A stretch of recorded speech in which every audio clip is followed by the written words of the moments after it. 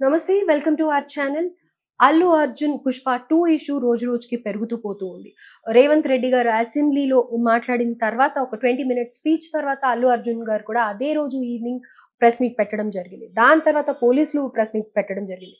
దాని తర్వాత ఏసీపీ విష్ణుమూర్తి గారు కూడా ప్రెస్ మీట్ పెట్టడం జరిగింది. అదంతా మీరు చూసే ఉంటారు. అయితే ప్రస్తుతం విష్ణుమూర్తి గారి గురించి మాట్లాడదాం. ప్రస్తుతం మనతో పాటు మన స్టూడియోలో సీనియర్ జర్నలిస్ట్ కిరణ్ పోల్దాస్ గారు ఉన్నారు. నమస్తే సార్. నమస్తే అండి.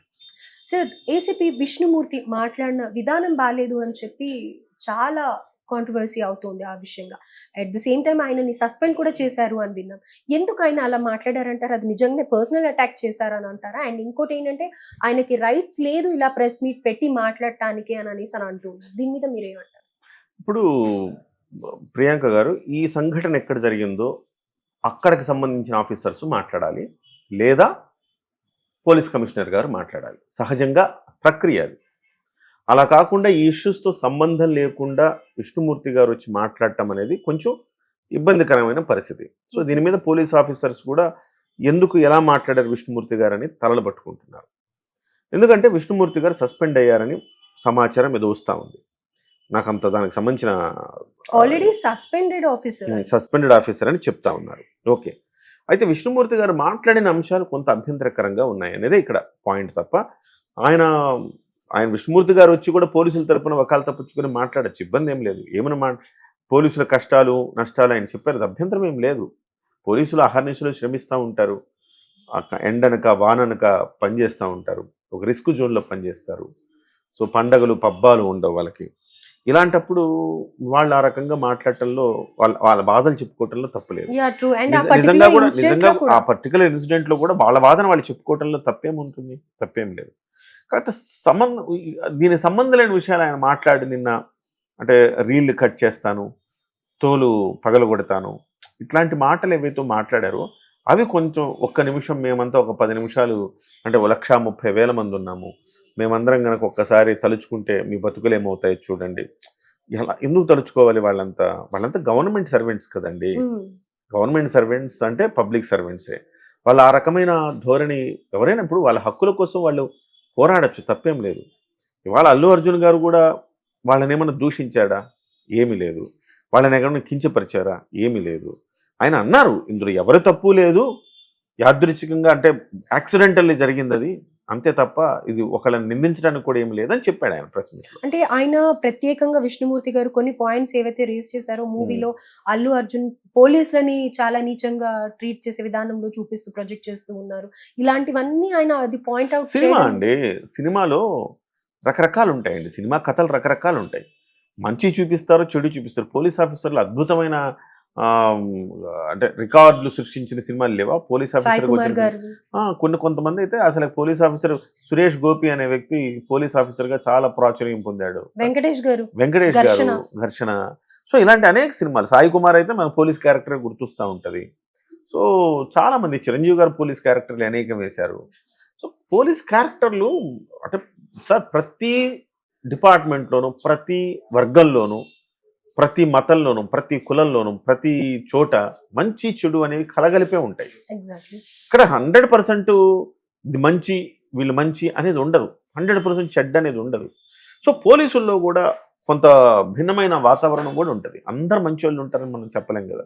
అలా చెప్తే పోలీసుల మీద ఎందుకు కేసులు అవుతూ ఉంటాయి, పోలీసుల మీద ఎందుకు ఆరోపణలు వస్తూ ఉంటాయి కదా. సాక్షాత్తు విష్ణుమూర్తి గారి మీద ఒక ఆరోపణ వచ్చింది. అంటే వాళ్ళ డిపార్ట్మెంట్ వాళ్ళే ఆయన మీద కంప్లైంట్ చేసిన పరిస్థితి. వరంగల్ కమిషనరేట్ పరిధిలోని మహిళా విభాగం సిఐ విష్ణుమూర్తిపై పోలీస్ స్టేషన్ లో పనిచేస్తున్న సిబ్బంది తీవ్ర ఆరోపణలు చేస్తున్నారు. తమను సిఐ వేధిస్తున్నాడంటూ ఆరోపిస్తూ ర్యాలీ తీశారు. అనంతరం స్పెషల్ బ్రాంచ్ అధికారికి వినతి పత్రాన్ని అందజేశారు. అది అంటే ఇప్పుడు సిచ్యువేషన్ పెద్ద స్టోరీ ఉంది, అది ఇప్పుడు నేను వినిపించలేను కదా. అంతకుముందు ఆయన వరంగల్లో పనిచేస్తున్నప్పుడు కూడా మహిళా అధికారులు ఆయన మీద ఫిర్యాదు చేశారు.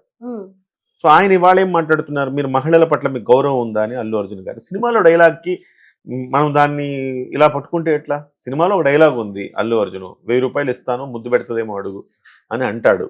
ఆ డైలాగ్ను పట్టుకుని ఆయన అసలు మీకు ఆడవాళ్ళ పట్ల మీకు కొంచెం కూడా సభ్యత సంస్కారం లేదంటారు. అదే పుష్ప 2లో ఆడవాళ్ళ పట్ల సినిమానే ఆడవాళ్ళకి గౌరవం ఇస్తున్న సినిమా. పుష్ప 2 అనే సినిమాలో భార్య మాట వింటే ఎలా ఉంటుంది భర్త అనేది కాన్సెప్ట్తో తీశాడు. అదే సినిమాకి కీ పాయింట్. అదే సమయంలో మీకు అసలు క్లైమాక్స్ ఫైటే దేని గురించి వస్తుంది? ఒక ఆడపిల్లను బలవంతంగా చెరబట్టిన వాళ్ళని చంపటం మీద, వాళ్ళని వాళ్ళని వాళ్ళని చెర నుంచి విడిపించడం మీద సినిమా ఆధారపడి ఉంటుంది. సో కాబట్టి ఇక్కడ ఆడవాళ్ళని గౌరవించలేదు, అసలు ఆడవాళ్ళని గౌరవించాలి అని చెప్తూ పుష్ప 2 సినిమా సాగింది. ఓకే. సో ఈ పరిస్థితుల్లో మనం ఆడవాళ్ళని కించపరుస్తున్నాను, ఆ సదరు అధికారి మీదే అలాంటి ఆరోపణలు ఉన్నాయి. ఏ రకంగా మాట్లాడతారు ఆయన? పైగా ఆయన ఏమంటారు, 1500 2000 పెట్టి మా మీద రుద్దుతారా ధరలు? ఆ ధరలు రుద్దడం గురించి ఎవరిని అడగాలి ఆయన? రేవంత్ రెడ్డి గారు కదా అది పెంచింది, అంటే తెలంగాణ ప్రభుత్వం కదా పెంచింది ధరలు, అనుమతి ఇచ్చింది తెలంగాణ ప్రభుత్వం కదా. అలాంటప్పుడు మీరు ప్రభుత్వ నిర్ణయాన్ని మీరు ప్రశ్నిస్తున్నారని ఎందుకు అనుకోకూడదు? సర్వీసులో ఉండి ఆ రకంగా మాట్లాడడం కరెక్ట్ కాదు కదా. సరే, సర్వీసులో లేకుండా మీరు మాట్లాడితే 1,30,000 మంది పోలీసు అధికారుల తరపున మాట్లాడుతున్నారన్నారు. ఏం ఇబ్బంది వచ్చింది పోలీసు అధికారులకి? గతంలో పోలీసు అధికారులను నిందించిన అనేక మంది రాజకీయ నాయకులు ఉన్నారు. వాళ్ళంతా నిందించినప్పుడు ఏ రోజైనా ఇలాంటి ప్రెస్ మీట్ పెట్టారా వీళ్ళు?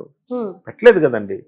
అంటే ఇందులో మనం ఎవరి గురించి నేను తప్పు పట్టట్లా, కించపరచట్లా, నేను కూడా ఇది నోట్ చేసుకోండి. కానీ ఈ వ్యవహార శైలి ఉంటే ఎట్లా అని అడుగుతున్నా. ప్రజలు, ఒక సామాన్యుడు ఏం అర్థం చేసుకోవాలి మీ యొక్క భాషణ తర్వాత? ఇంకోటి, మీరు ఏ సిటిజన్ అని అడుగుతున్నారు ఆయన. మీరు అసలు మీ ఆధార్ కార్డు ఎక్కడుంది అని అడుగుతున్నారు అల్లు అర్జున్ గారిని. మరి తెలంగాణలో ఉందా మీ ఆధార్ కార్డు? ఏపీలో ఉందా? ఏపీలో ఆధార్ కార్డు ఉంటే ఒక న్యాయము, తెలంగాణలో ఆధార్ కార్డు ఉంటే ఒక న్యాయం ఉంటుందా? తెలంగాణలో పోలీసు వ్యవస్థ ఏపీ ఆధార్ కార్డు ఉన్న వ్యక్తుల పట్ల ఒకలాగా వివక్షత ఏమైనా వ్యవహరిస్తుందని చెప్పదలుచుకున్నారా? తప్పు కదా అది.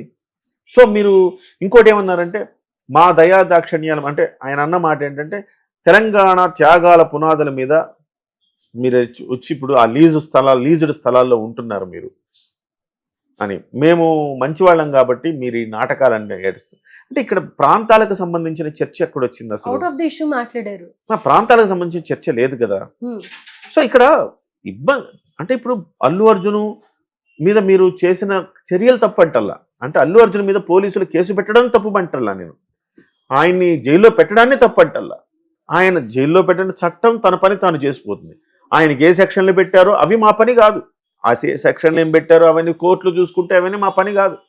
ఓ జర్నలిస్ట్గా మేము మాట్లాడాల్సిన అవసరం కూడా మాకు లేదు, మాకు మాట్లాడే అర్హత లేదు. ఆ సెక్షన్ల గురించి వాటి గురించి నేను అడ్వకేట్ కూడా కాదు. కానీ నేనేమంటున్నా, మీకు కూడా కొన్ని పరిధులు ఉంటాయి కదా. ఆ పరిధులు దాటి మీరు మాట్లాడినప్పుడు నిన్న మొన్న అంటే పోలీసులు కూడా విస్తుపోయారు. ఎందుకు పెట్టించారు? రేవంత్ రెడ్డి గారు కూడా దీని మీద అంటే పై స్థాయిలో చర్చ జరిగినట్టుగా పాయింట్. ఇక్కడ ఆయన ఒక పావుగా వాడుకొని ఎవరో ఈ పని చేయించారు అని అనేసి నేను అట్లా ఏమనుకోను, కానీ ఈయన అత్యుత్సాహంతో చేశారేమో అనుకుంటున్నా. అంటే ఆయన మాట్లాడిన మాటలు కూడా పోలీస్ ఆఫీసర్గా, ఇప్పుడు నిన్న సిపి గారు ప్రెస్ మీట్ పెట్టారు, ఎంత చక్కగా పెట్టారండి. సిపి గారు ఏం మాట్లాడు, ఇవాళ నేను జర్నలిజంలోకి వచ్చినప్పటి నుంచి చూస్తున్నా ఆనంద్ గారిని, పోలీస్ కమిషనర్ గారిని, ఆయన ఎంత హుందాగా ఉంటారండి. ఆయన అనేక మంది పోలీస్ ఆఫీసర్స్ చూసామండి. పేర్వారు రాములు గారిని చూసాం, నేను జర్నలిజంలోకి వచ్చిన కొత్తలో పేర్వారు రాములు గారిని చూశాను, ఆయన కమిషనర్గా చూశాను, ఆయన డీజీపీగా చూశాను. ఆ తర్వాత ఏకే ఖాన్ గారిని చూసాము, కమిషనర్గా చూసాము, డీజీపీగా చూసాము ఆయన్ని. వాళ్ళందరూ మీడియాతో బాగా మాట్లాడేవాళ్ళు, మీడియాతో ఎలా మాట్లాడాలి, ప్రజలకు ఎట్లా అడ్రస్ చేయాలి అట్లా అడ్రస్ చేసేవాళ్ళు. కానీ ఇప్పుడు సిపి ఆనంద్ గారు చూస్తున్నాము, ఆయన ఏసీపీగా ఉన్నప్పటి నుంచి చూస్తున్నాము, ఏసీపీ డీసీపీ వాళ్ళ పోలీస్ కమిషనర్గా ఉన్నారు. ఆయన కూడా ప్రెస్ మీట్ పెట్టారు కదా, ఎంత హుందాగా పెట్టారు. అల్లు అర్జున్ గారు ఏ పరిస్థితుల్లో అక్కడ ఏం జరిగిందని చెప్పడానికి ఆయన ప్రెస్ మీట్ పెట్టారు నిన్న, చాలా హుందాగా జరిగిందా? అది అధికారికమైన ప్రెస్ మీట్ అనిపిస్తుంది నాకు.